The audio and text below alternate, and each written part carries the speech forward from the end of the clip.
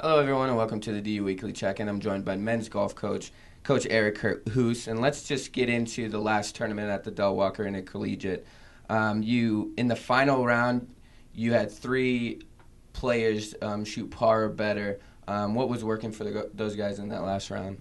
Well, in the last round, I think the better scoring was just we eliminated some mistakes that we were making in the previous rounds.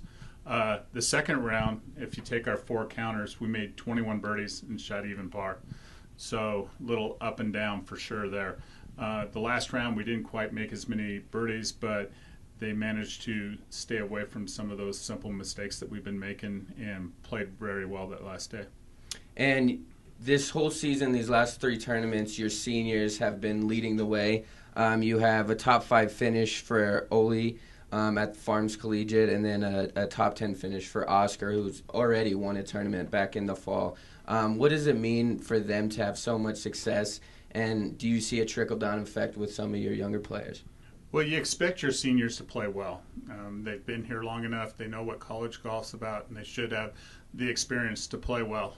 Both of those players have been working hard and playing some good golf. I still don't think we've seen them both play as good as they can in the same event. Mm-hmm. It's either been Ole's played well and Oscar's not played up to his game, or Oscar well and Ole. But they are leading the way as far as scoring's going, and off the golf course too, or in the classroom studying hard and then practicing hard too. And talk about your sophomore play. You have Artie Edelman, who had a little bit of a rough fall, and then in the spring he's been playing very well for you as your third or fourth golfer. What does he mean to the team? And then the transfer, Adam Rubin, have you been surprised by his play lately? Yeah, Adam had a very difficult fall. Just couldn't seem to break the lineup. Struggled in qualifying. Individual event, didn't play it very well. And then we had a long talk at the end of the fall season about commitment, dedication, accountability, and all those. And to his credit, he's worked very hard on his game. He's more confident and is really starting to play like that we knew he was capable of playing. And it's great to see because he's such a special kid and so humble and nice. You like to see those kids get ahead.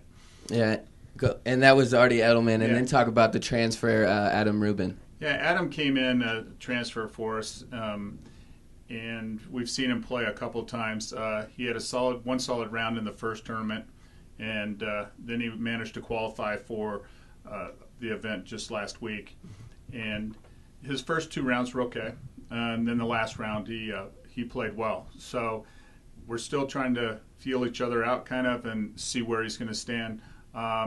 His game is solid. He does need some work on his chipping and putting, and I think that'll help him score even better. But what it does help is it adds more competition and more to get into that top 5. So everybody has to play harder. And lastly, your freshmen actually contributed quite a bit during the fall. This spring season, we're seeing Pat Frodig, Massachusetts native, who's getting really consistent scores just right around that par mark. Yeah, Patrick's been playing very solid for us. He has been we made a quick swing change on him at the end of the fall season, and it's really starting to kick in right now.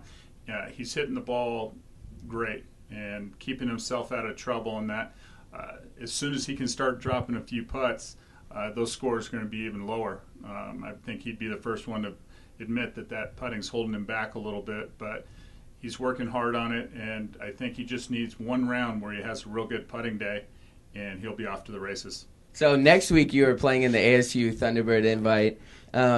Just preview that for us a little bit and what that means for the team at Karsten Golf Course.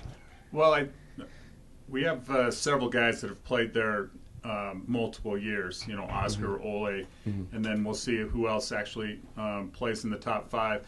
But it's a good golf course for us. There's a strong field down there. We feel like we can do some good down there. We also have the Desert Shootout going on that same week, a tournament we used to host that Kansas State has taken over for us this year. And the 5 that play at ASU will be there, and then the 2 other members from the team that don't make that squad will be playing over at the Desert Shootout in the tournament too. So it'll be a good week of competition for the entire team. Okay, thanks you for stopping by, and thank you for checking into the DU Weekly Check-In. I appreciate your time. Thanks.